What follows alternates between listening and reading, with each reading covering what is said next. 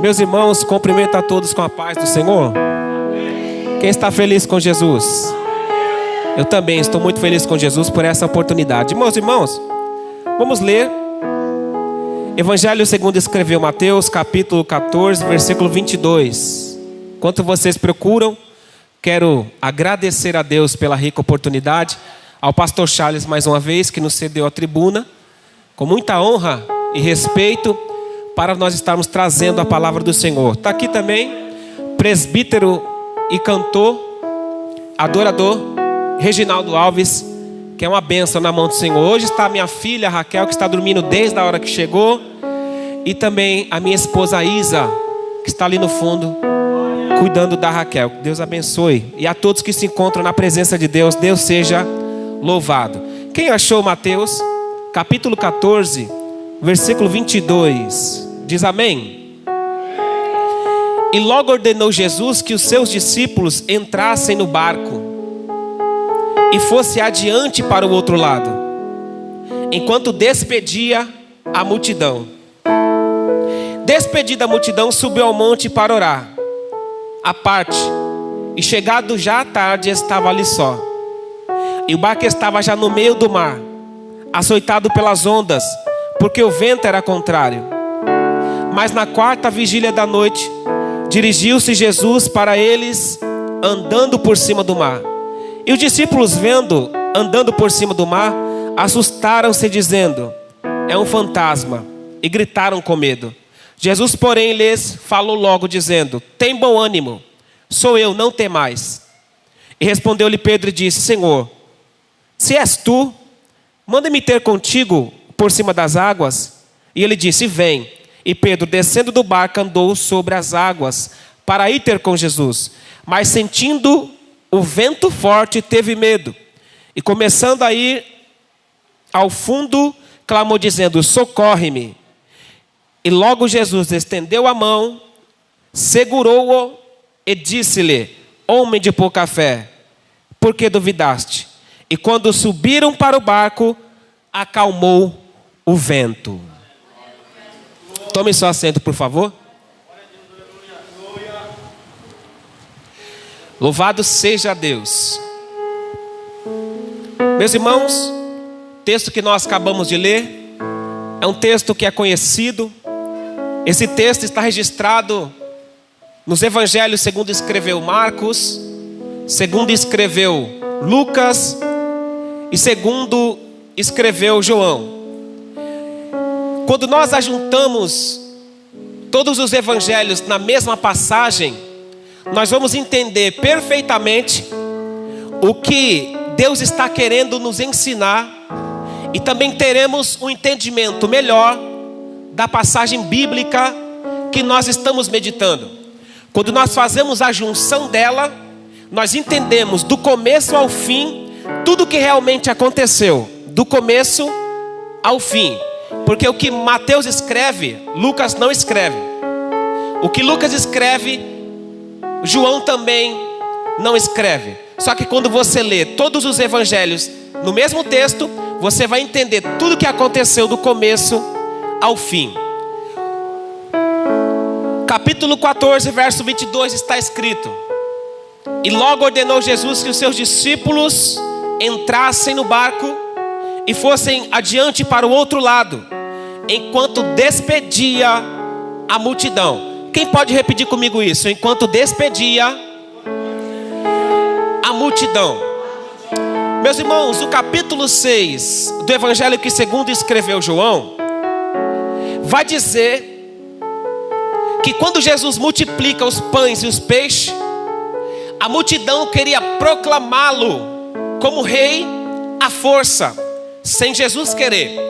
A Bíblia diz que quando Jesus descobre que a multidão queria proclamá-lo rei à força, Jesus então vai tomar duas atitudes. A primeira atitude que Jesus vai tomar é insistir para que os discípulos entrassem no barco e fossem para o outro lado. A segunda atitude que Jesus vai tomar é subir para o monte para orar a Deus sozinho. A minha pergunta que eu fiz é: por que Jesus está insistindo para que os discípulos entrassem no barco e fossem para o outro lado. Vou repetir, porque a multidão queria proclamar Jesus à força rei. Jesus, sabendo disso, Jesus vai se retirar e vai dizer para os discípulos: entrem no barco e partem para o outro lado.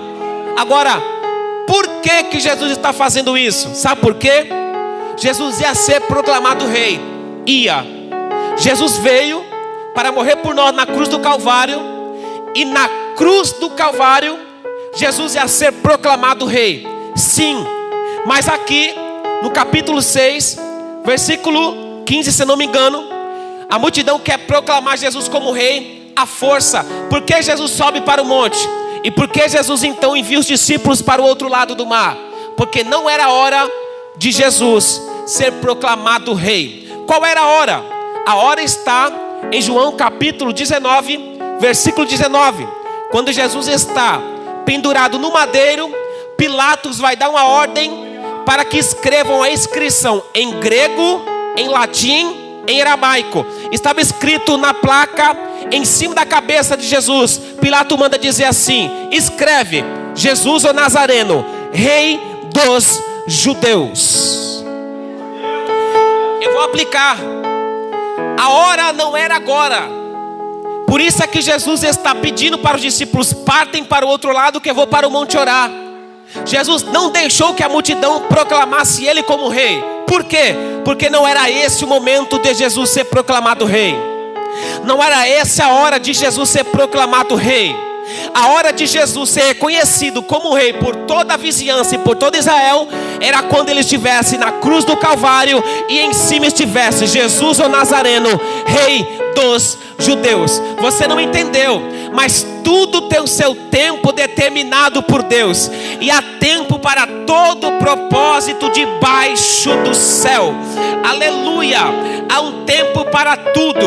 Há um tempo para todo propósito. Se não é o tempo de Deus te levantar, Deus não vai te levantar. Se não é o tempo de Deus te enviar, Deus não vai te enviar. Se não é o tempo de Deus abrir os céus, Deus não vai abrir o céu.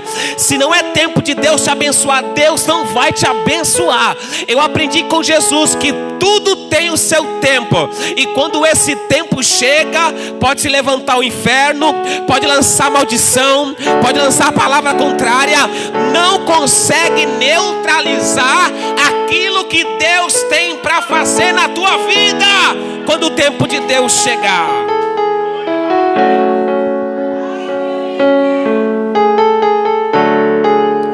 Eu vou seguir nessa mesma linhagem, porque quem dirige é o Espírito de Deus.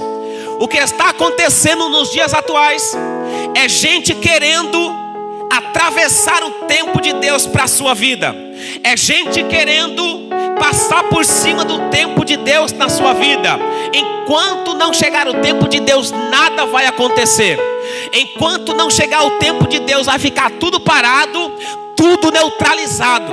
O que tem de gente que está querendo atravessar o tempo de Deus, o que tem de gente que está querendo colocar a carroça na frente dos bois, não esperando o tempo de Deus. E esse negócio de não esperar o tempo de Deus só traz confusão. Esse negócio de não esperar o tempo de Deus só traz alvoroço e perturbação. Quando Abraão não esperou o tempo de Deus e foi na ideia da sua mulher chamada Sarai, Sarai disse: eu tenho uma serva chamada Agar, toma ela como mulher, para que eu tenha filho através dela. Mas não era o tempo de Deus ainda. Deus tinha prometido que das suas entranhas se formaria uma grande nação, mas aquele tempo não era. Então Agar insiste com Abrão para que ele se deite com Agar, para que ela tenha filho e cuide do filho de Agar. Só que não era o tempo. O resultado foi perturbação na família. O resultado foi briga na família. O resultado foi um alvoroço dentro daquela casa. Mas por quê? Porque não era tempo de Deus na vida de Abrão. Você não pegou não? Mas quem está querendo colocar a carroça na frente dos bois, como Abrão fez, Deus está dizendo: vai vir perturbação, vai vir todo tipo de alvoroço, de reboliço. Mas se você ficar na posição, tendo paciência e esperando o tempo do céu se cumprir na terra, não vai ter perturbação, não vai ter alvoroço e não vai ter reboliço. Vai ter somente alegria e o regozijo da parte de Deus. Espere o tempo de Deus.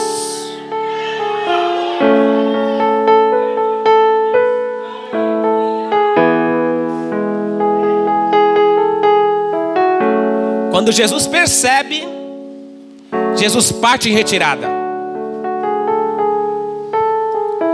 Me proclamar rei não é tempo. Vou embora. Fugiu. Porque Jesus entendia o tempo. E ele sabia que o tempo dele ser proclamado rei era na cruz. Por isso que ele não impede de Pilatos escrever numa tauba: Jesus o Nazareno, rei dos judeus. Porque era o tempo dele ser proclamado rei. Estava escrito em 3 línguas: no grego, no aramaico e no latim. Todo mundo que passava via escrito: Jesus o Nazareno, rei dos judeus. Jesus o Nazareno, rei dos judeus.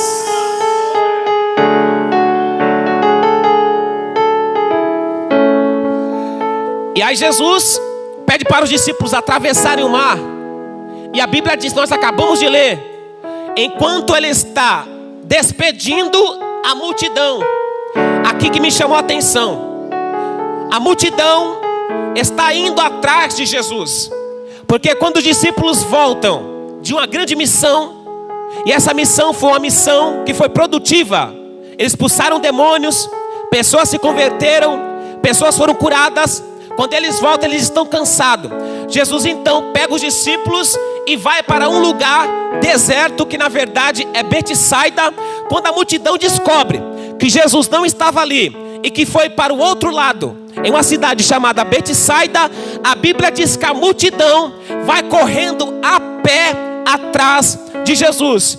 A Bíblia diz que quando Jesus olha para a multidão, ele sente compaixão dela. E ele diz, sentiu compaixão porque eles estavam como ovelha que não tem pastor. Aí Jesus vai fazer 3 coisas na vida dessa multidão. A primeira coisa que Jesus vai fazer está em Lucas capítulo 9, versículo 11. Está escrito que Jesus prega sobre o reino de Deus e cura os seus enfermos. Em Mateus capítulo 14, verso 21, a Bíblia diz que Jesus saciou a fome da multidão. Então 3 coisas Jesus fez. Primeiro, pregou o reino de Deus, alimentou o espírito. Segundo, curou, trabalhou na área da saúde. Terceiro, alimentou, trabalhou na área da fome, saciou a fome da multidão. Sabe o que eu aprendi? Eles foram atrás de Jesus, e quando Jesus despede a multidão, eles não voltam de mão vazia. Eles voltam com a alma saciada, corpo curado e a sua fome saciada.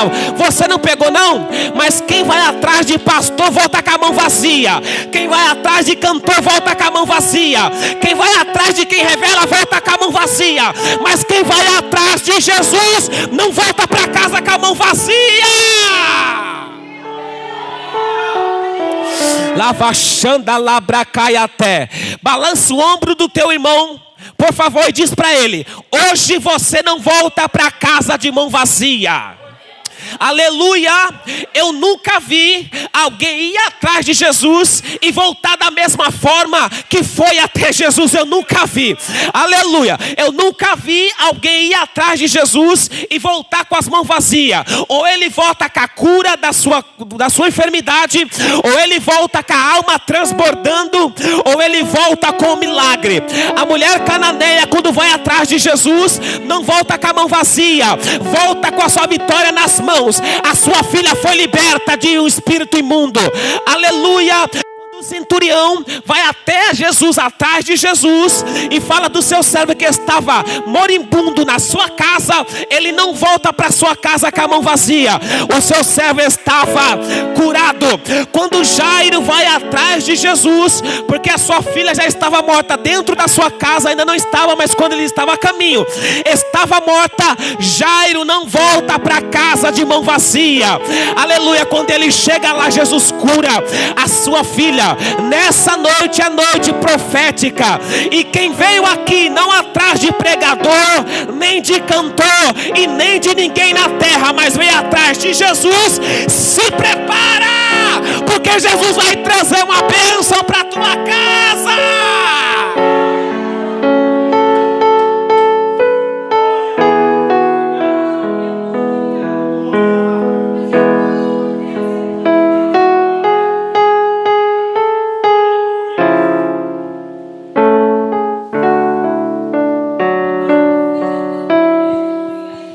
Aleluia, aleluia. Oh, a multidão saiu alegre, alma saciada, cura física, e ainda não voltou com fome, voltou com a barriga cheia, porque quem vai atrás de Jesus nunca volta para casa com a mão vazia. Oh, Jesus lindo, nessa noite Deus está dizendo para alguém: você não entrou nessa casa atrás de pregador, você não veio nessa casa atrás de cantor, você não veio nessa casa atrás de fulano ou de ciclano. Você veio aqui é ouvir Jesus falar. Você veio aqui é adorar Jesus. E Jesus está dizendo pela palavra: assim como eu não despedi a multidão de mão vazia, você hoje não sai com a mão vazia para a tua casa. Não sai, não sai. Levanta a mão assim, levanta a mão. Levanta a mão, levanta a mão. Essa palavra é profética, levanta a mão. Eu nunca vi alguém atrás de Jesus voltar para casa com a mão vazia. Hoje Deus tem bênção para alguém aqui. Hoje Deus tem vitória para alguém aqui. A primeira pessoa que não vai voltar com a mão para casa sou eu. Eu estou pregando, mas é o Espírito que está dizendo: Deus, eu preciso da minha bênção. Deus, eu preciso da minha vitória. Eu não posso voltar com as mãos vazias para minha casa. E se você acredita nisso, bate palma bem forte para Jesus e dá glória a Deus.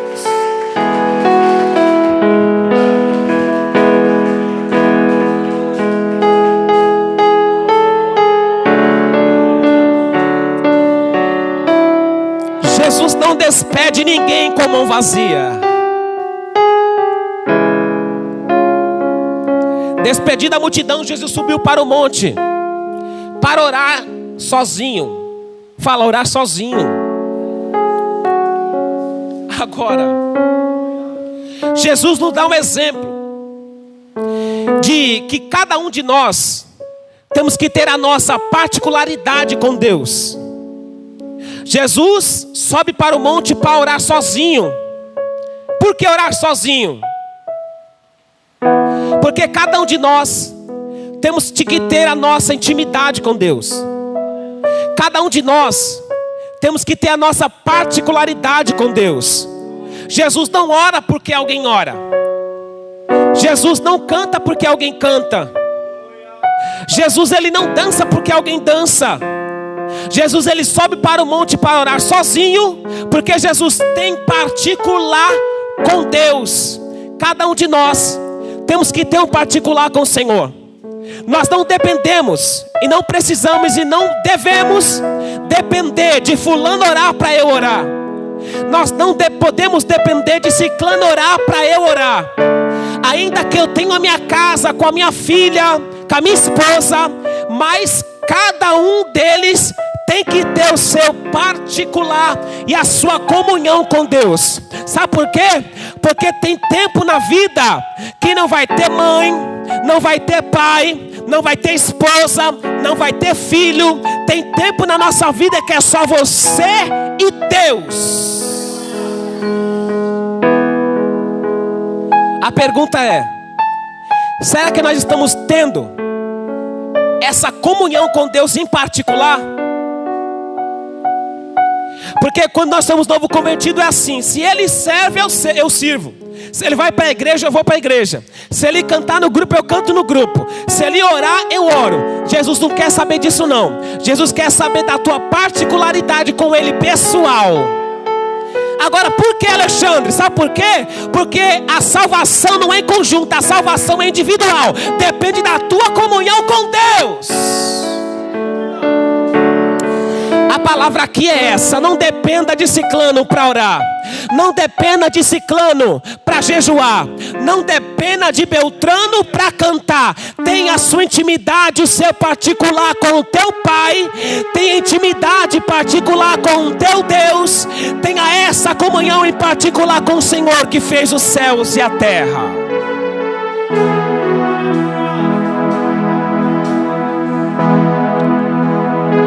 A Bíblia diz que o barco já estava no meio do mar, açoitado pelas ondas,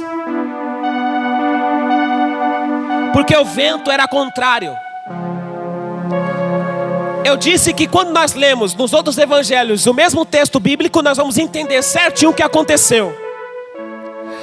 A Bíblia diz, irmãos, em Marcos capítulo 6, versículo 48, que Jesus, vendo os discípulos que estavam já a 5 a 6 quilômetros da terra, Jesus vendo que os discípulos estavam cansados de remar. Aonde que Jesus estava? No monte. Marcos está dizendo que Jesus, vendo os discípulos cansados de remar, porque o vento era contrário, Jesus em cima do monte e os discípulos a 5 a 6 quilômetros da terra, no meio do mar, cansados de remar. 3 coisas eu aprendo aqui. A primeira coisa: Jesus nunca te perde de vista.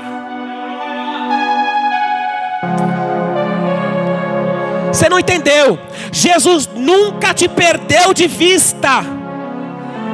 Se eu subir para o céu, tu está lá. Se eu fazer a minha cama no abismo, tu também está.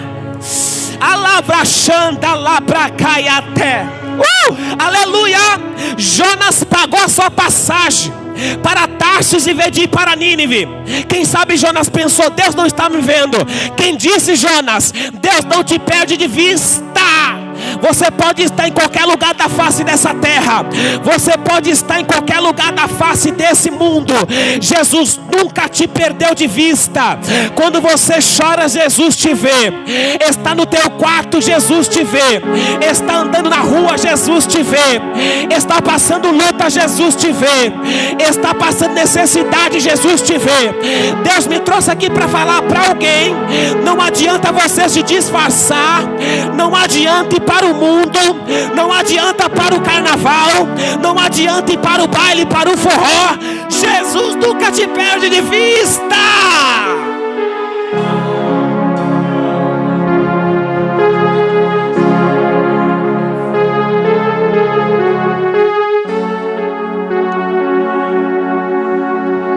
Segunda coisa, a Bíblia diz que Jesus, vendo os discípulos cansados de remar,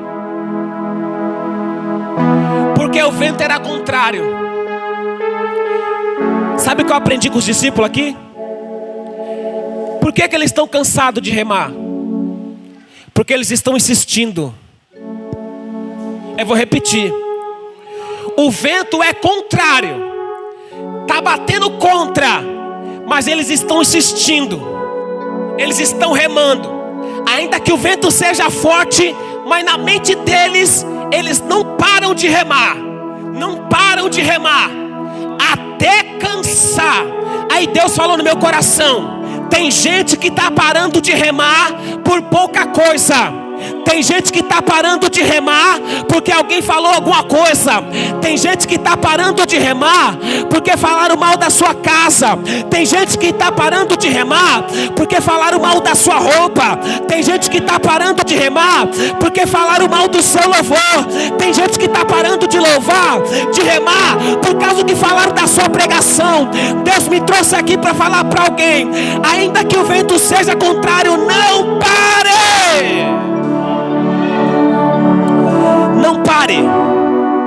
Não pare. Não pare. Não pare. Continua remando. Mas o vento está contrário, continua remando.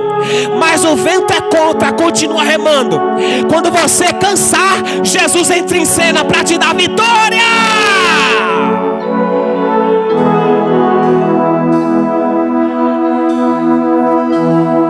Por que você parou de remar?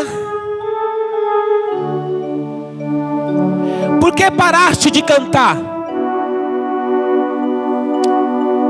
Por que paraste de pregar? Por que paraste de servir a Deus? Por que paraste de reger? Por que você parou de adorá-lo? Por que você parou de servi-lo? Por que você parou de manter a santidade? Por que você parou de manter a vestimenta adequada? Porque você parou de vir à casa de Deus? Porque o vento era contrário? Continua remando.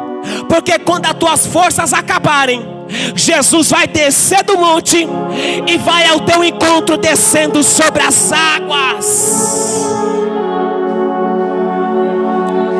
Lavachanda labracaia terra. Por que você parou? Por que você não continuou remando? Os discípulos estão cansados de remar. Está ensinando assim, ó: ainda que o vento seja contrário. Sabe o que eles estão dizendo nas suas atitudes? Não pare de remar. Reme até a última força que você tem. Sabe o que me chama a atenção aqui, pastor Charles? Os discípulos estavam cansados. Aí que Jesus desce. Sabe por quê? Porque Jesus está olhando lá de cima, só para ver a atitude do discípulo, se vai desistir na primeira remada ou se vai continuar. Jesus está olhando lá de cima. Jesus só desce quando os discípulos estão cansados. É Jesus dizendo: agora suas forças acabaram, seus recursos humanos acabaram, agora pode deixar comigo, eu cumpro essa briga. Enquanto você estiver insistindo, e quando Deus vê que acabou as tuas forças, Jesus Cristo vai entrar com os recursos para te dar vitória. O que Jesus não gosta é de olhar do céu para a terra e ver pessoas que desistem por pouca coisa. O que Jesus não gosta é olhar do céu para a terra e ver pessoas lançando a sua rede de lado por qualquer coisa. O que Jesus não gosta é olhar do céu para a terra e ver pessoas deixando o cajado de lado por qualquer coisa. Reme, reme, reme até cansar, porque quando você cansar, Jesus vai entrar com providência.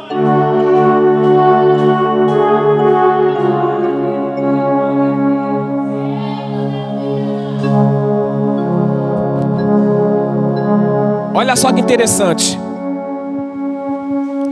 Entra no barco, passa para o outro lado. Obedeceram. Mas o vento soprou. Agora a pergunta é: o vento soprou a favor ou ao contrário? O vento soprou a favor ou ao contrário? Está entendendo?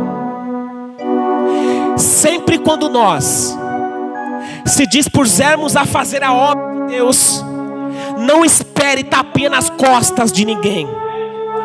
Não espere que o diabo vai ficar de braços cruzados olhando para você. Muito pelo contrário, o vento contrário só sopra daqueles que se dispõem para fazer a obra. O vento contrário só sopra daqueles que se levantam para fazer a obra. O vento contrário só sopra naqueles que estão na posição para fazer a obra. Sabe por quê? Porque o diabo não está nem aí para crente que é rebelde. O diabo não está nem aí para crente que não guarda a palavra. O diabo não está nem aí para crente que não quer nada com ele. Mas agora o diabo se levanta para aqueles que obedecem a ordem de Jesus.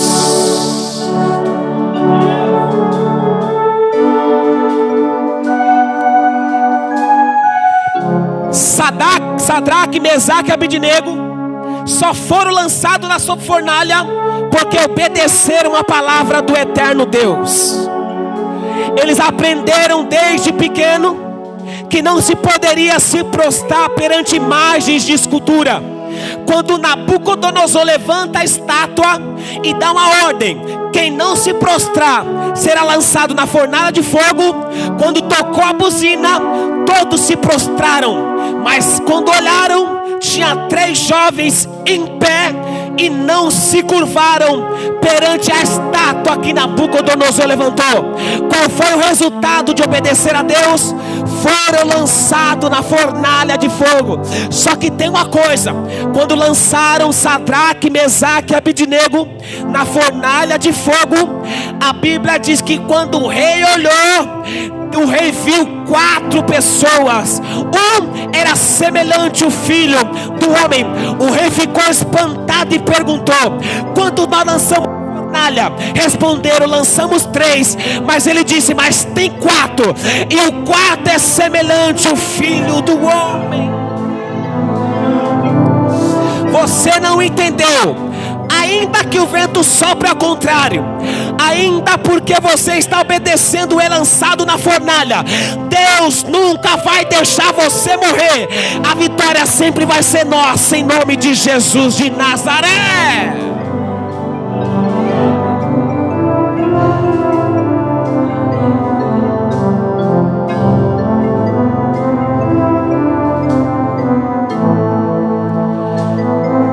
Não é para ter medo. O vento sopra, mas quem é dono do vento é Deus. O vento sopra, mas quem está no controle do vento é Deus. O vento sopra, mas não te para. O vento sopra, mas não te humilha. O vento só sopra, e do mesmo jeito que o vento vem, o vento vai. Porque nós servimos quem manda na terra, quem manda no céu e quem manda no mar. Quem manda no vento, Jesus de Nazaré.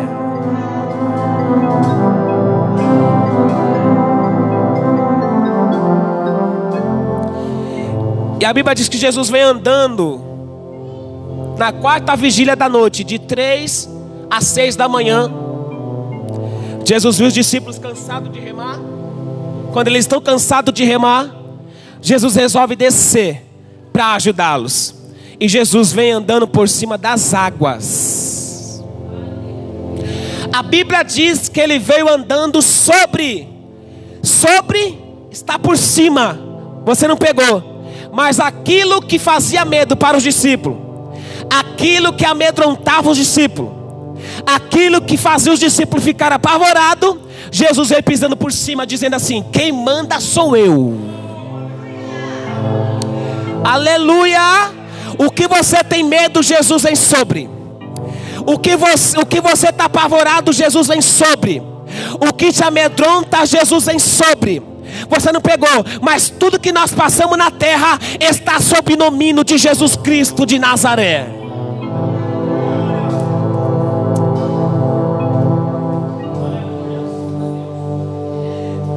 A Bíblia diz que os discípulos, andando sobre o mar, assustaram-se, dizendo: é um fantasma, e gritaram com medo. Jesus, porém, lhe falou logo dizendo: tem bom ânimo, sou eu, não tem mais. Espera aí, tem uma pergunta aqui. Qual é a primeira tempestade que Jesus vai apaziguar? É a tempestade exterior, acalmando o vento e o mar? Ou é a tempestade interior que estava no coração dos discípulos? A primeira é a tempestade interior. Sabe por quê? Porque antes de Jesus trabalhar no nosso exterior, primeiro Jesus trabalha no nosso interior. Antes de Jesus acalmar a tempestade exterior, Jesus acalmou a tempestade interior que estava na vida dos discípulos. Eu aprendi uma coisa aqui: antes de Jesus acalmar o nosso derredor, Jesus quer acalmar dentro de nós. É por isso que Jesus está dizendo hoje para você: se acalma, não tema, sou eu. Ficar tranquila, não tema, sou eu. Jesus está querendo que você fique calmo, não fique apavorado, não tome atitude precipitada. Calma, Jesus está aqui.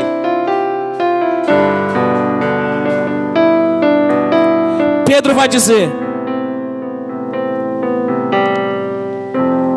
se é o Senhor, manda eu ir andando sobre as águas.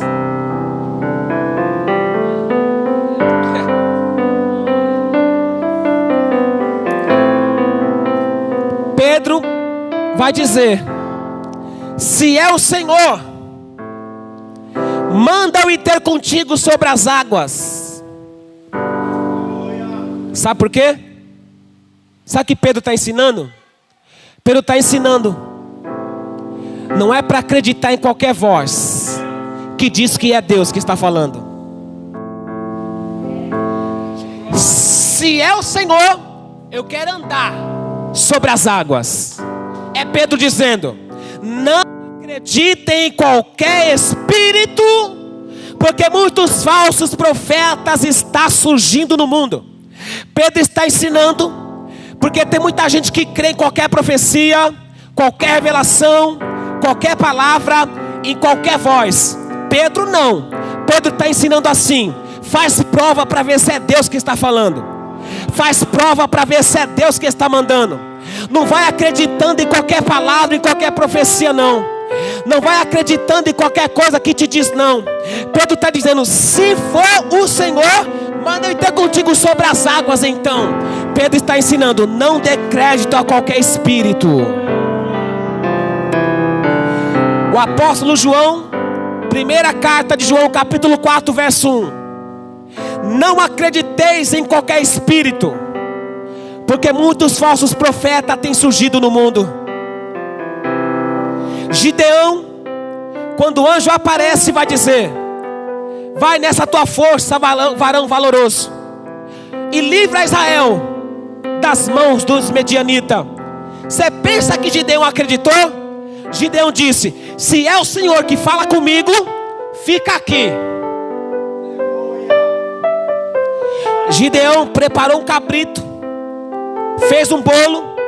O anjo disse: coloca esse cabrito, a carne, numa pedra, derrama o caldo sobre ela. O anjo estendeu o cajado, tocou na pedra, subiu um fogo que consumiu a carne e o caldo. Confirmou que era Deus que estava falando. Só que Gideão, ele era que nem Pedro. Na segunda vez Gideão disse: se o Senhor vai livrar Israel através das minhas mãos, espera só mais um pouquinho. Aqui tem uma esponja. Se a esponja estiver cheia de orvalho e do lado estiver seco, é o Senhor. Quando ele se levantou de madrugada, a esponja estava cheia de orvalho e do lado estava seco. Mas Gideão era que nem Pedro, não acreditava em qualquer coisa não. Senhor, só mais uma vez. Agora, se do lado da esponja estiver cheia de orvalho e a esponja seca, aí eu sei que é o Senhor. Se levanta de madrugada, quando olha, a esponja está seca e do lado cheia de orvalho. Aí Gideão disse: agora eu sei que é Deus que está falando comigo.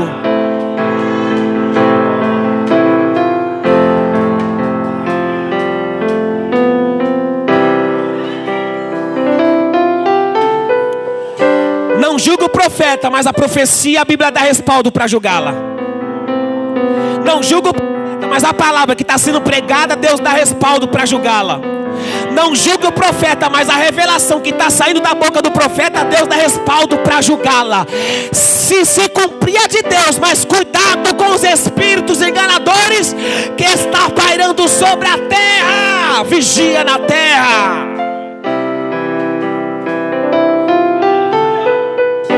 Se é o Senhor, manda eu ter contigo sobre as águas. Por quê? Eu não acredito em qualquer voz, não. agora.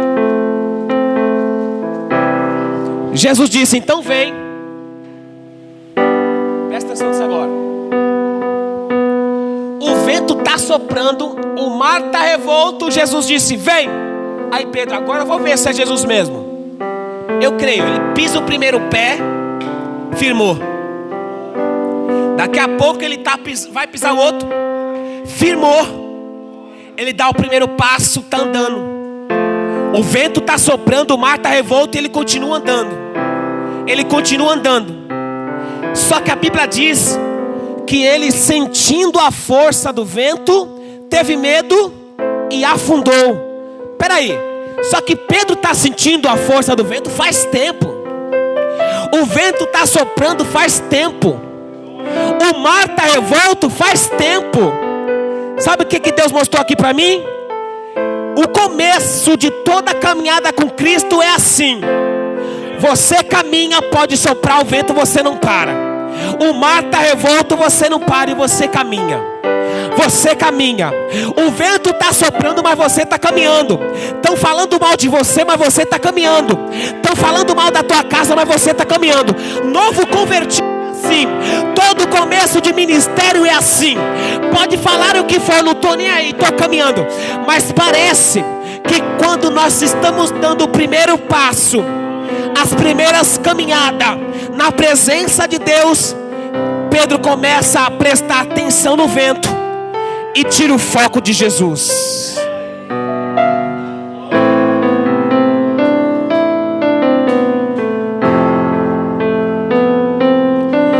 Sabe qual é a palavra aqui? Pedro andou, o vento soprando faz tempo, porque ele não estava prestando atenção no vento.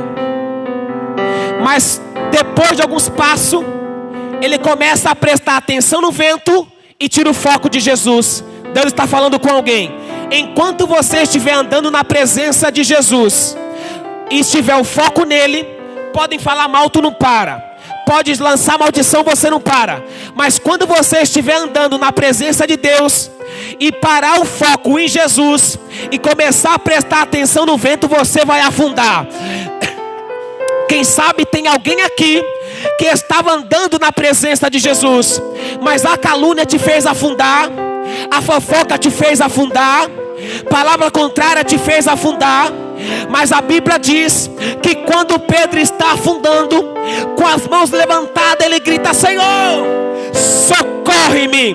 Jesus estende a mão, segura Pedro e levanta Pedro e coloca ele no lugar de origem. Jesus está dizendo: eu não sei o que você está afundada, mas hoje Deus está dizendo aqui: eu vou te socorrer.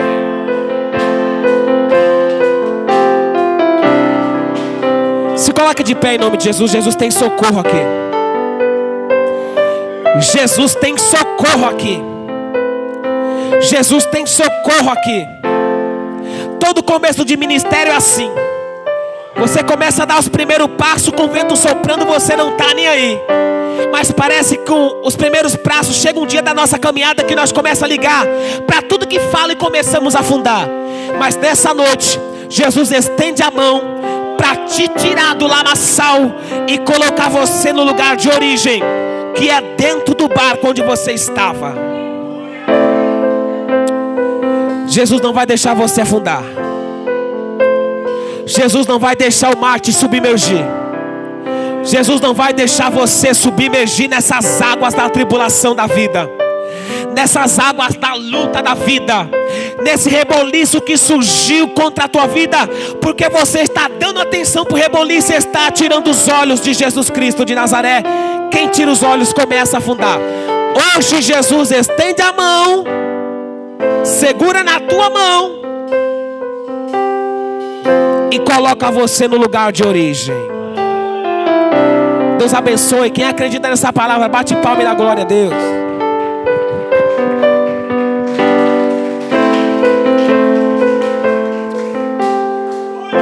Pedro entra no barco. Jesus, quando pisa no barco, o mar se acalma e o vento cessa. Tem duas formas de Jesus acalmar a tempestade. A primeira, pelo poder da palavra, e a segunda, quando Ele pisa no teu barco? Você quer que a tempestade se acalme? Ou você deixa Jesus entrar no teu barco, ou deixa a palavra dele acalmar essa tempestade aí. Glória a Deus. Queridos, você vai se ajoelhar no seu lugar aí agora. Você vai fazer uma oração com Deus. Porque o Espírito Santo está dizendo que tem pessoas que estão naufragando, estão afundando.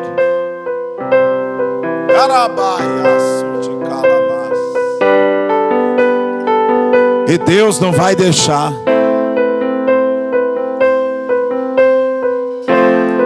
Sabe o que Deus estava falando comigo aqui agora?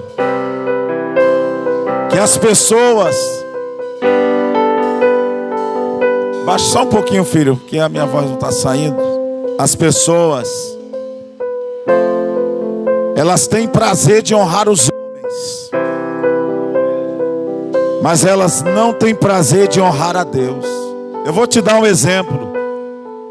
Você vai trabalhar 7 horas da manhã, você chega às 6:30 no trabalho. E por que na hora do culto, quando é às 19h30, 19 horas, 18 horas, você não honra a Deus? É só um exemplo pequeno. Se tem uma festa, é o primeiro a chegar. O casamento, o noivado, uma reunião, uma comunhão, é o primeiro. E o Senhor está dizendo, sabe por que muitos estão naufragando? Porque deixaram de me honrar, de me adorar. Perderam o primeiro amor. Derebaste calamas. Mas Ele não vai deixar nesta noite, porque Ele não desiste de você. E Ele está pegando nas tuas mãos e dizendo: mulher de pouca fé, homem de pouca fé, por que duvidaste? Calai de corbabaste calamaia. Oh meu Deus e meu Pai, é nesta noite que nós levantamos esta oração. Em nome de Jesus nós cremos.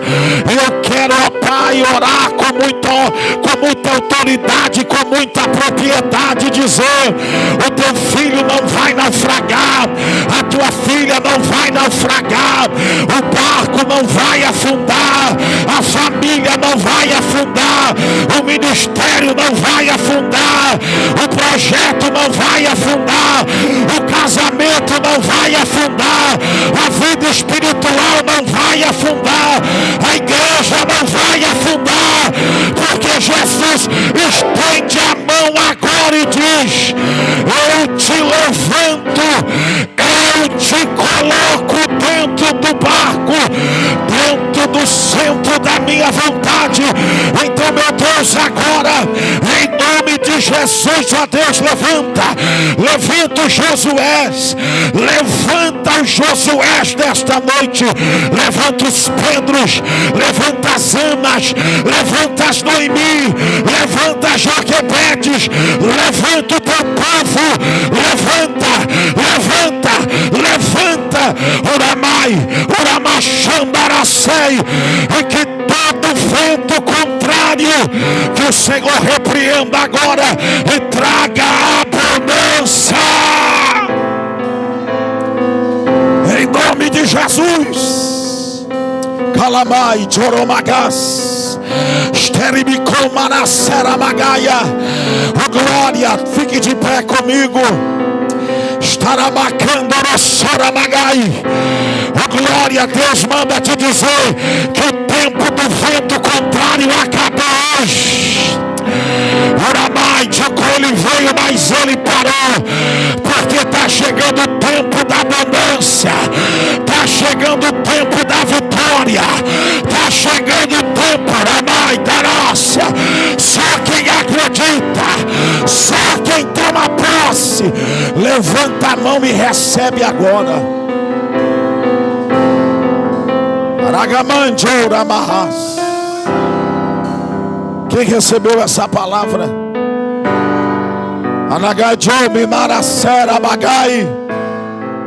Vamos encerrar agora debaixo dessa unção, mas eu quero tirar uma oferta missionária para abençoar esses homens de Deus.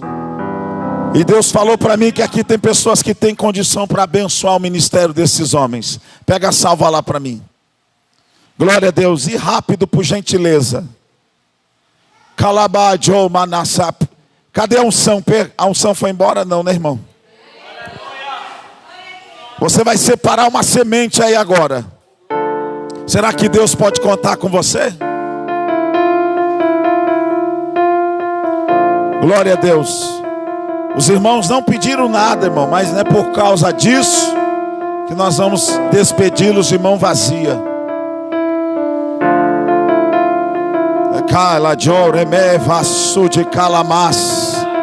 Fica aqui, missionária, fica aqui. Eu vou esperar você se movimentar aí. Glória a Deus. Continua remando, irmão. Continua remando. Para de dar ouvido para gente que não está no barco.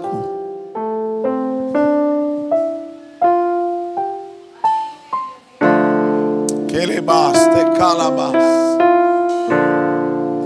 Pastor, pode passar, missionária. Pode passar aí. Como você que pode semear uma semente. Tome seu assento. Sente, passa devagar. Glória a Deus. Passa devagar. Glória a Deus. Vai dando glória aí. Glória a Deus. Aleluia. Você pode aplaudir o Senhor? Mais forte.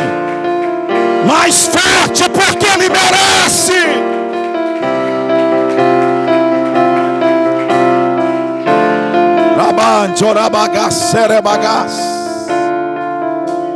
Queridos, nós estamos encerrando o nosso culto agora. Eu quero dizer aos irmãos que domingo às 9 horas, Escola Bíblica Dominical, e culto da família às 18 horas, tá bom? Glória a Deus. Nessa noite, alguém sentiu no seu coração de se reconciliar com o Senhor? De renovar a sua aliança com Deus nessa noite? Há alguém entre nós que quer se reconciliar, que sentiu no coração e falou: quero Jesus no meu barco. Há alguém entre nós essa noite que quer se decidir para Cristo, renovar a sua aliança em nome de Jesus? Há alguém assim nessa condição? Glória a Deus. Que Deus te conceda outra oportunidade. E saiba que Jesus está voltando. E Ele vai vir buscar uma igreja que tem o selo da sua promessa. Amém? Vamos ficar de pé em nome de Jesus. Vamos ficar de pé para encerrarmos este culto. Glória a Deus. Aprenda uma coisa, irmão. O culto, quem faz somos nós, hein? Aprenda isso. Às vezes as pessoas saem do culto reclamando do culto. Mas o culto quem faz somos nós. O culto é individual. É você que faz o seu culto. Se você não der glória, se você não glorificar, você vai sair do mesmo jeito mesmo. Mas se você buscar a Deus de coração, você vai encontrá-lo em todos os cultos. Amém? Que Deus abençoe a sua presença, a presença das irmãs, a presença do pregador, do cantor, a presença dos obreiros e toda a igreja. Ali, apesar de ter faltado muita gente, Jesus se fez presente em nosso meio nessa sexta-feira. E obrigado por você estar aqui. A sua presença é importante para mim e para Deus. Vamos encerrar, pastor Creando, orando e petrando a bênção apostólica.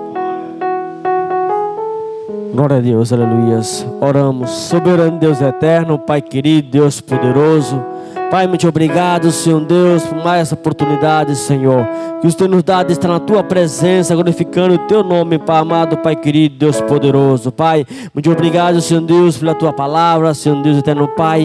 Nós estamos daqui alimentados de Ti, Pai, porque nós sabemos, Pai amado, Senhor Deus, é o Senhor que nos guarda, é o Senhor que nos fortalece. Pai querido, Deus eterno, Pai, leva-nos, Pai, então, final de semana abençoada, Senhor Deus eterno, Pai, e Pai, das Tuas asas, Senhor, que nós pedimos, te agradecemos, Pai, em nome de Jesus. Tem suas mãos para receber.